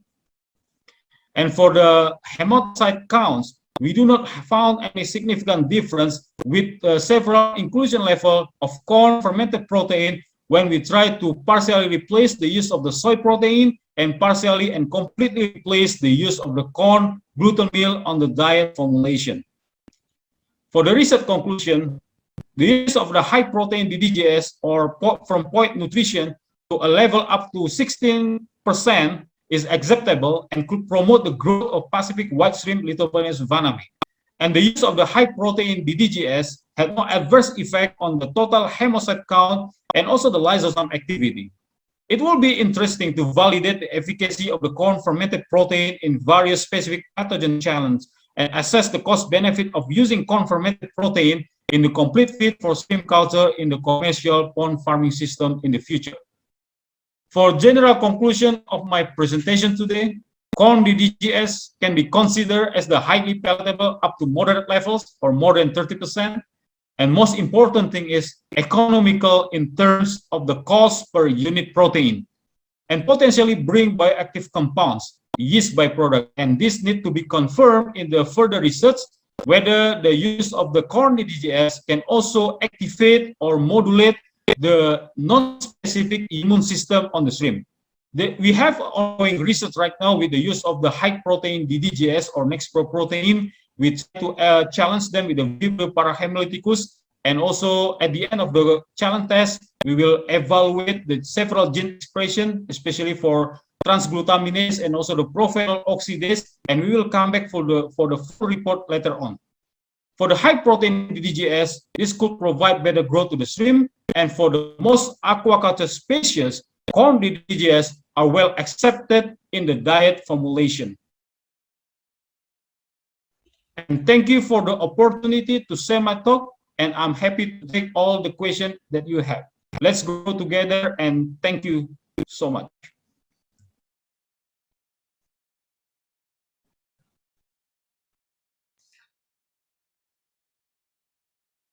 Thank you, Dr. Rami. I look forward to having you back on our panel here in just a few minutes. All right, audience, we have one last poll question for you all. We're going to bring it here on the screen. Just a few moments. Here we go.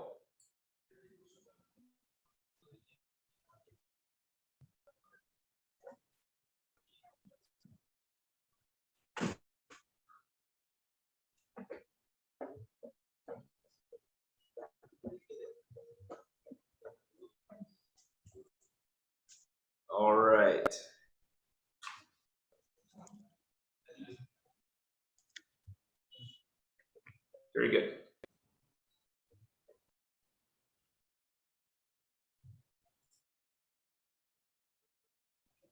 All right, and with the results shared here, we see that ethanol production is the correct answer. The question is, DDGS is a product of what process? It is the ethanol process. The substrate of the ethanol can, of course, change. We see wheat used as a substrate for ethanol that produces a DDG product. But the product out of the United States is made from corn derived ethanol, and it produces the DDGS that you guys see here out in Southeast Asia and around the world primarily today. All right, we're gonna do one last housekeeping sweep before we bring our panelists back. Again, the survey is here in the corner of your screen. Please make sure you participate in that. That would be quite helpful. The Q&A widget is still down on the bottom. I'm going to try to get to most of our questions here, both the public ones here as well as the private questions sent to us. So we have about 35 minutes to go through, to bring the panel back on and answer. So if we have follow-up questions, you guys can reach out to the U.S. Grains Council and we can get those questions answered for you. So with that, we'll bring the panelists back. We're going to bring Daryl, Ronnie, Dom, and Romy. Welcome back.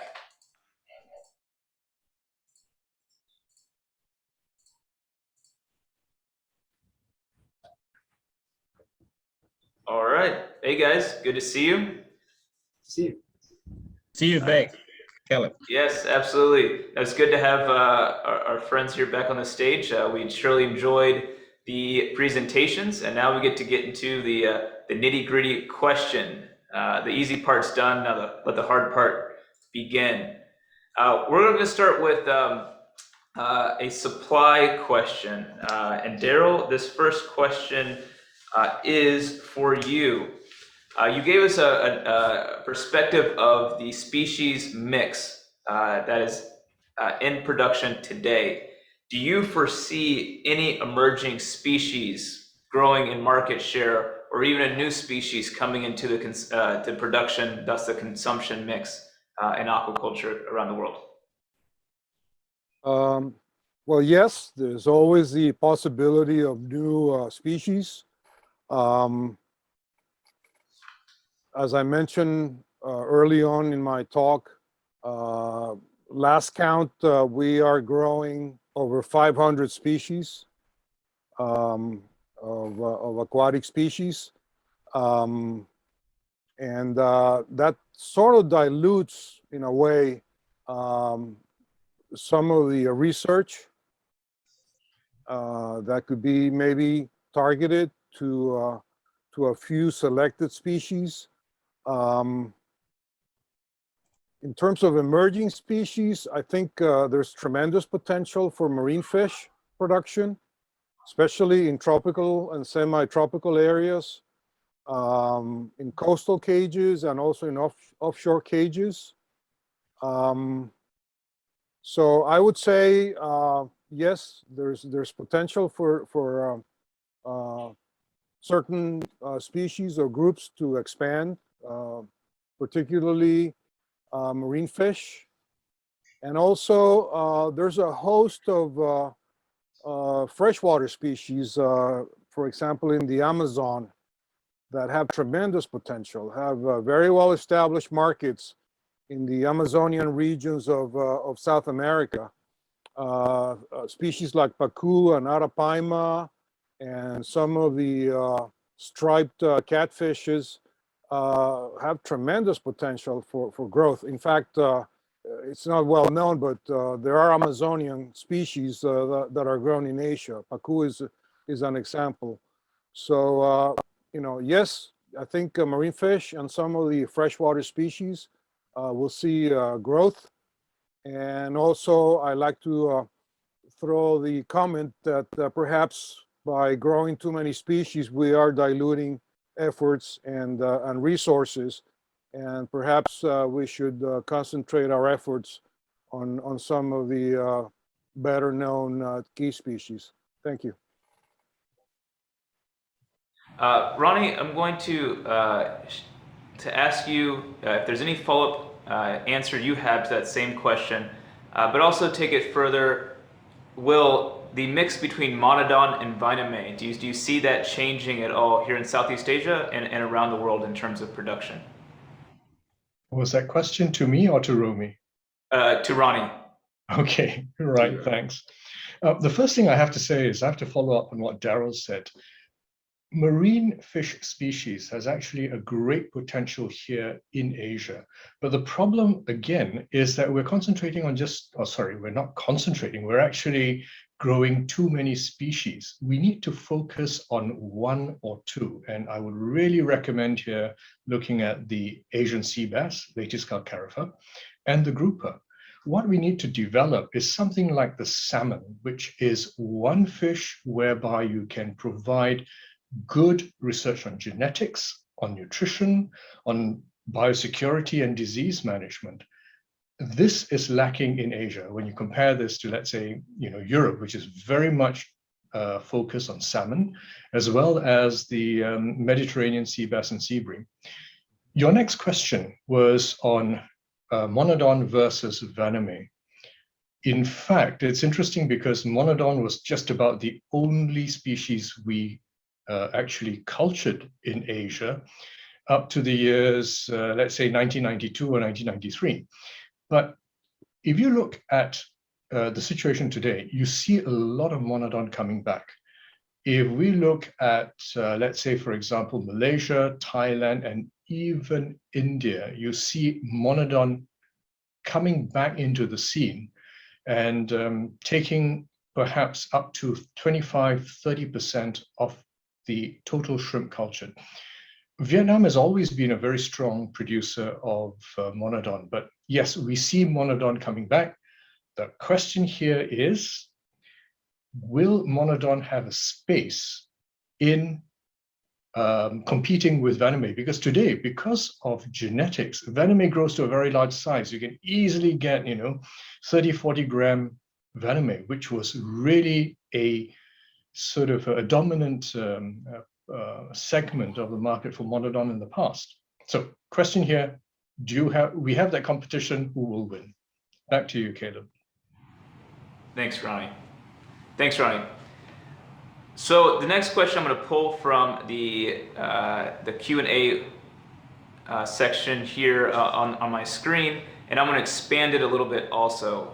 So Dom, we're going to ask you first, are there any new emerging diseases in tilapia that we should be aware of and concerned about? And then I'll ask part two and to shift over to Romy and Ronnie next. Well, you're asking the wrong person. I'm not a fish health person. I'm nutrition 100%. So I'll pass. Sorry, I'll take the joker or call a friend. No problem. Actually, Romy, we'll start first with an Indonesia market in specifically. Are we seeing any diseases, particularly in shrimp or even tilapia species, that we should be aware of? And are there any nutritional fixes to that? Yeah, thank you, Caleb. Actually, I have a little bit background about disease. For tilapia, we have to be aware in Indonesia. Right now, we are considering about the tilapia lake virus. This is still coming to Indonesian territory right now. And for Vaname, we still say that there is the axis disease and also the emerging disease also going on. For the axis disease, we still struggling with the white spot syndrome virus and also with the the myonecrosis virus. These two white spot syndrome virus and myonecrosis virus sometimes combined together, and also this is unluckily we still cannot publish about the ESPND in Indonesia. But the thing is, we have to be honest that we have the ESPND in Indonesia right now. So this is the disease is still become the emerging disease in Indonesia right now. But considering about the what we call as the frequency, I will say this is still less than compared with the white spot syndrome virus infection disease. Back to you, Caleb. Thank you. Ronnie, do you have anything to add? Yes, I do actually. Let me just talk a bit about tilapia. Tilapia grows best between 26-degree centigrade water temperature right up to 30 degrees. Above 30 degrees, you always have a risk of streptococcus. And below 26 degrees centigrade, you have a risk of Francisella. If you look at new disease, tilapia leg virus, I have not seen that much of a complaint in Asia.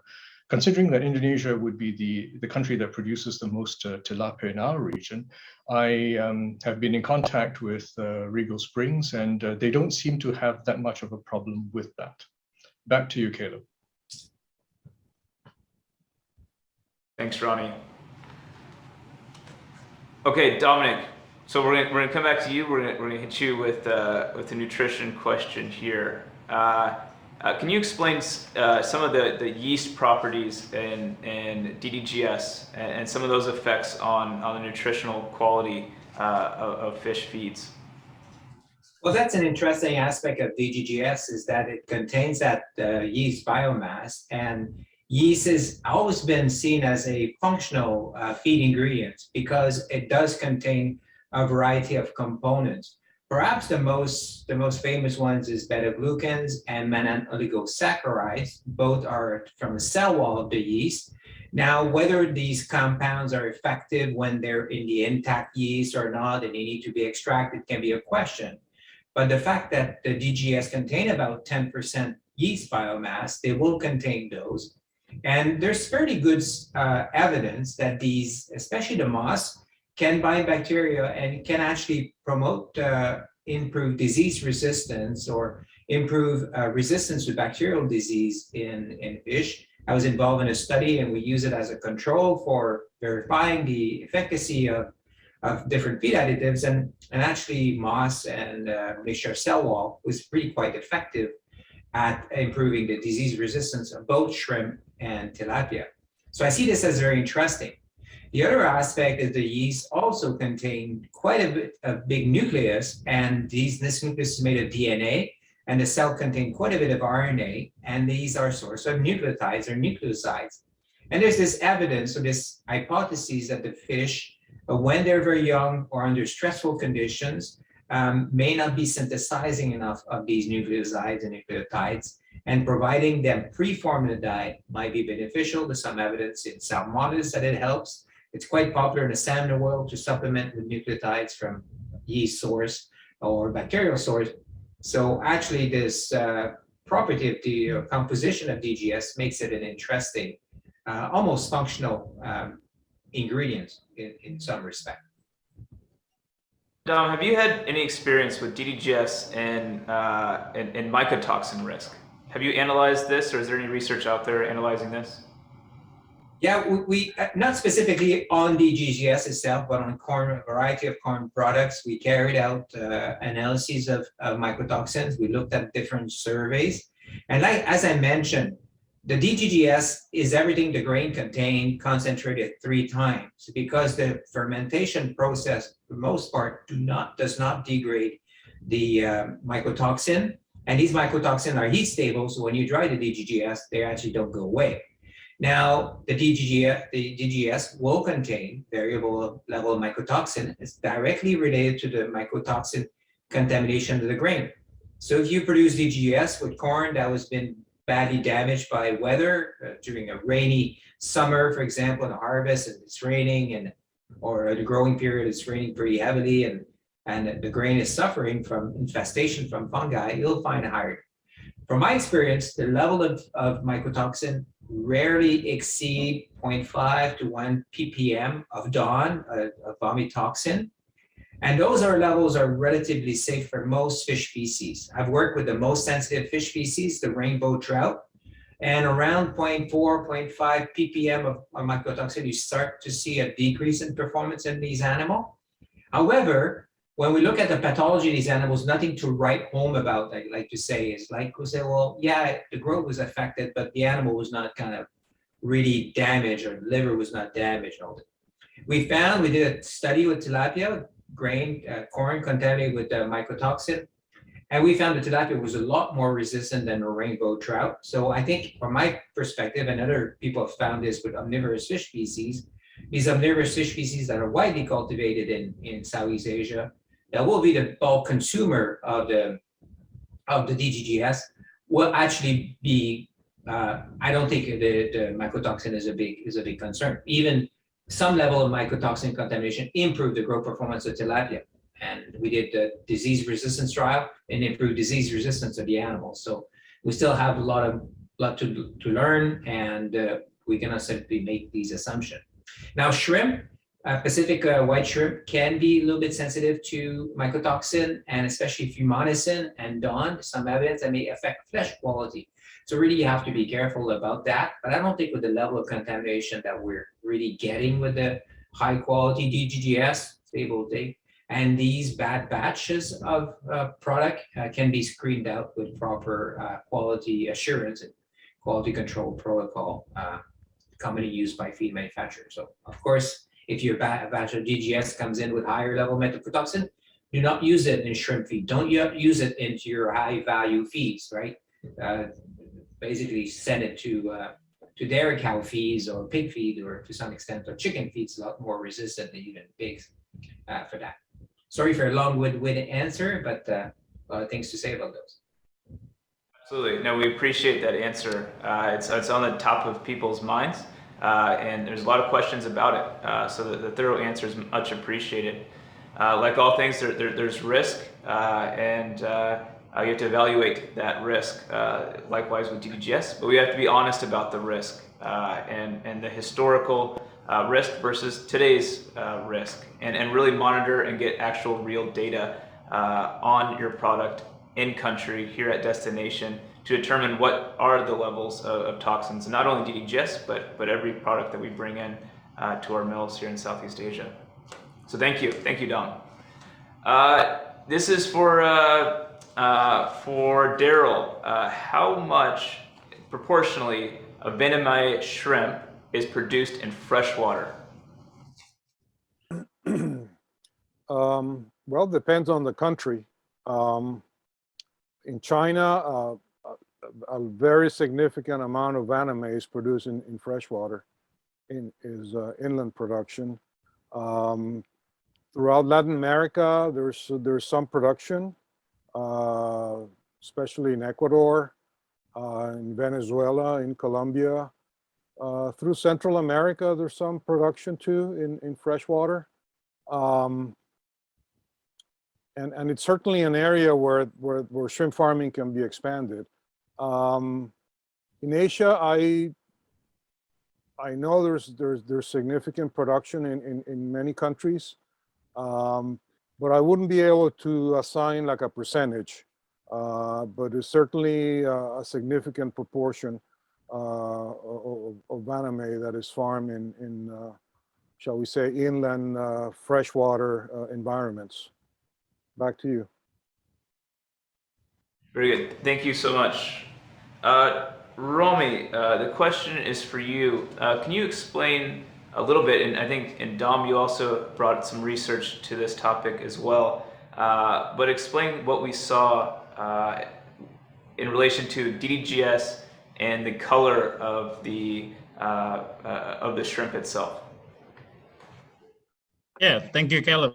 So we did some organoleptic tests at the end of the growth trial, and yeah, with the use of the corn, it's not only for conventional or regular corn DDGS, but also with the use of the high protein corn DDGS, we have a slightly difference in terms of the color. So the use of the corn DDGS and other corn product provide a good color compared to the feed that do not contain with the corn byproduct, or the inclusion level is not significant amount in the diet formulation.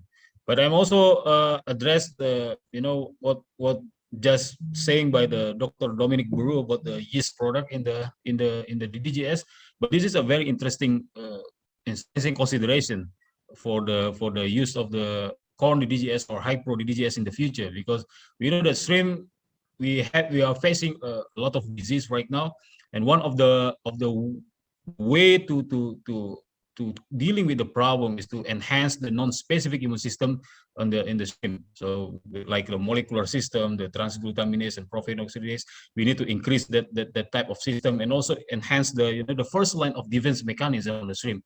So the yeast content and beta glucan or other yeast product that contain in the high protein DGS could be one of the solution for dealing with the disease. So this is like a very good prophylactic approach, what we call as a prophylactic approach to minimize the disease infection in shrimp production system by using the yeast that contain within the high protein DGS. Probably can enhance the non-specific immune system on the shrimp so that we can minimize the disease incidence in the intensive pond production system. Back to you, Carol. Thanks. And Dom, kind of the same question. So we saw that it may enhance the color in shrimp, but then some of the species were concerned about color. It may not have had such an effect. Can you elaborate just a little bit more on that topic? In white flesh fish species, there's always this concern that the level of xanthophyll pigments will interfere with result in a yellow hinge of the flesh, and that will decrease the market value of these things or acceptability of this. And that's a true concern for people, for fish processors. So you have to be very careful about that. Now, whether that yellow color comes from the xanthophyll pigment has never really quite been completely proven. It's quite complicated in that. Also, you may have quite a bit of yellow pigment coming from the environment, like I mentioned. So some first studies have seen some product quality issues was often in ponds where there was a lot of overgrowth of algae that could be consumed by the animal and result this. The other aspect is that the yellowing of the flesh may actually be a sign of jaundice and not really related to the yellow pigment, but really to bilirubin over excess level of bilirubin. So basically from this destruction of red blood cells and not being properly eliminated by the animal. So this is a really quite complex question. Now, in the control studies that I've seen, like the studies from Japan, they actually did not find any impact. They actually measured the color of the fillet using a chromometer, and they didn't see any impact of that. The jury is a little bit still out about this, but I know many feed manufacturers that avoid corn products in diet for white flesh species, and I think it's sometimes a little bit overblown. I'm gonna stick with you. Sorry, Caleb, can I just add to that very quickly? I like the statement that Dominic made about the conversion of zeaxanthin over to astaxanthin, because this is very important in shrimp, especially in markets in Asia. Asian consumers like very rosy or dark colored shrimp after it has been cooked, a very red color. And we normally use a DSM fan, very similar to the salmon fan for this. And we're looking for a number of 29 and above. And it really increases the price of the shrimp. It's a premium price for a very good color of 29 and above after cooking. Back to you, Caleb. Thanks, Ronnie. I'm going to stick, Ronnie, with you on trends. And we have a couple of questions about sustainability, but we also have questions about functional feeds. So we're going to start first with functional feeds. What are the trends that you are seeing today in functional feeds, and our products, corn-based products like distillers grains, do they have a place in those feeds? Number two is about sustainability. Just what are you hearing on the street, I guess, with companies around the world on their view on sustainability and fish meal versus plant-based meals? Right. Let me answer the question on functional feeds first. Species like shrimp and fish, let me take shrimp first. The shrimp has a very primitive immune system, hence it's much better to look at prevention rather than cure. So to be able to build up the immunity of a shrimp will help when it's under very stressful conditions during disease outbreaks. The other thing too is that once a shrimp falls sick, it refuses to eat. So even if you did have a therapeutic solution, how are you going to administer this to the shrimp? You can't pull all your shrimp out and inject them one by one. They'll all be dead. So it's what I'm trying to say here is that the functionality is a very important area in addition to the nutrition part of a feed ingredient. Your question on sustainability, this is one area which I guess has been around for the past 20 years. There are NGOs pushing for this area, whereby when you use feed ingredients, they'd like to see ingredients that are sustainable long term. And I guess it's a difficult path to tread because the existing sort of gold standard for us to use is fish meal. And when you want to replace fish meal, you've got to find something which is as good and as at the same price or even cheaper. And today, the novel feed ingredients are getting there in terms of its performance, but it's not cheap.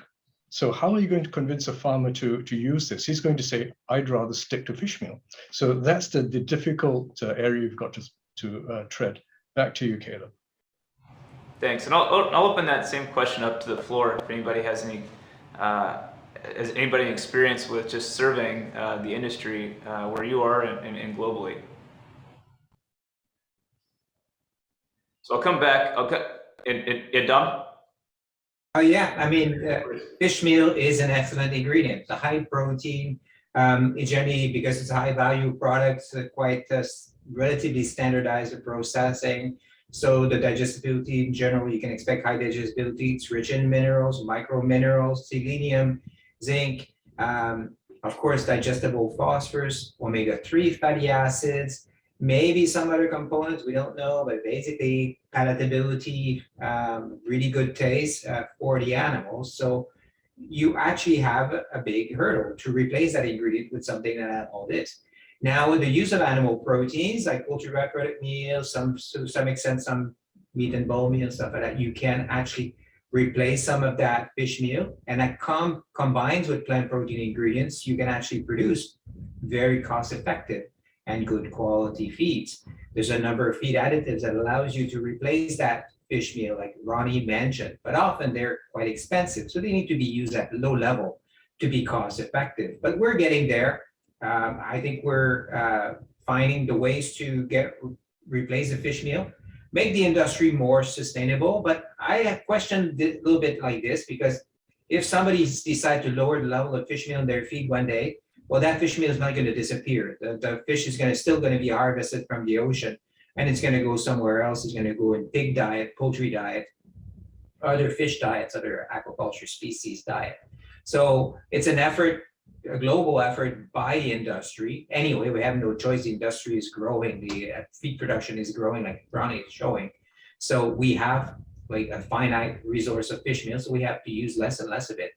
And we have to learn to formulate, like Dr. Ronnie showed very elegantly, that we have to formulate a higher level of plant protein ingredients, use functional ingredients as we need, right? And we're able to sustain good growth performance in the animal.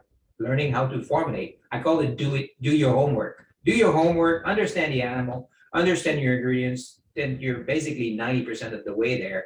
And then after that, it's finding the nutrients that the animal needs that you're not able to meet with the plant protein. So we're getting there. Thank you. I have a question here about phytase function in tilapia and shrimp. Dom, can you speak to that? Yeah, we've carried out a modeling, a meta-analysis or modeling things. Kathleen Aqua was my former PhD student, focused her thesis on that. And then I had Dr. Flavia Damasceno, PhD students of mine, who looked at the dynamic of phytase actions in the gut of the animal. And phytase works in aquatic animals, rainbow trout, Nile tilapia works really well. I imagine shrimp, and it also works in shrimp. There's a number of evidence that it also works in shrimp. So it is an effective strategy to increase the digestibility of phosphorus, improve the breakdown of phytate molecules that contain lots of phosphorus and can eat this. So it works on phytate phosphorus. So therefore, you have to have phytate phosphorus. Of course, DGGS will contain some level of phytate phosphorus, soybean meal, and all the other plant proteiners will contain those. So if you want to make that phosphorus more digestible, you have challenge meeting the phosphorus requirements of the animal using phytates, these things, is effective. We've seen it through review literature, to a number of studies. I was involved in studies we measured directly, and it works. There's a school of thought that think that phytates may increase protein digestibility, and of course, the digestibility of other microminerals that get bound by the phytate. The jury is still out on the protein amino acids. The effect can be there. It's seen in poultry. I'm not sure in aquaculture diet we're going to see it that big an impact, but that's something nobody's can be against motherhood and apple pie, right? If it potentially work, and basically you use it mostly to freeing the phosphorus. If it can help with the protein digestibility, well, why not? So, but yes, it is an effective solution. Very good. Thanks, Dom. Daryl, for you, can you explain just a couple production technologies that you see emerging in the aquaculture space today that's really going to drive the shift of production or the makeup? Yeah, the obvious one is land-based culture. There's a big push in the salmon industry to grow larger smolts. Smolts are the freshwater face of a salmon early on in its life. And there's a couple of reasons for this. Stocking a larger smolt allows you to reach a larger market size once you move the smolt to seawater cages, or it allows you to do a shorter seawater phase. And salmon, of course, are afflicted by a number of diseases, especially out in the ocean. Copepods is one, isovirus is another one. So the original impetus for this was to move the freshwater phase of salmon from freshwater cages onto land and some sort of a RAS, recirculating aquaculture system, to produce larger smolts. Now, the extension of that is, if we can grow larger smolts, why cannot we grow larger salmon? Do the whole thing on land. And the natural extension of that is, well, why am I going to grow a salmon in one country to export it to the other country? Let me just do the whole thing in that market country. And then you see a big push for land-based salmon production here in the US, in China, which is a major export market for salmon. But you also see what I would say strange places. There's a land-based project in South Africa, way inland. There are projects in the Middle East. So I would say to summarize my answer there is, land-based systems are going to be a thing. They are a thing right now. They are attracting a lot of attention. They have a number of quirks that need to be worked out. But I think the concept of growing the product next to the market is very attractive. It also has additional benefits. You are reducing the carbon footprint, at least for the transportation. You know, salmon and shrimp are transported over huge distances, especially salmon, fresh salmon, are flown, you know, on airplanes, on commercial cargo planes, over very long distances. And this has a significant carbon footprint. And you see new terms in the industry, like I ran across the other day, decarbonization. We have to decarbonize, you know, the industry. Well, that just means, you know, reduce the carbon footprint. So, you know, growing the product next to the market is a natural, you know, development.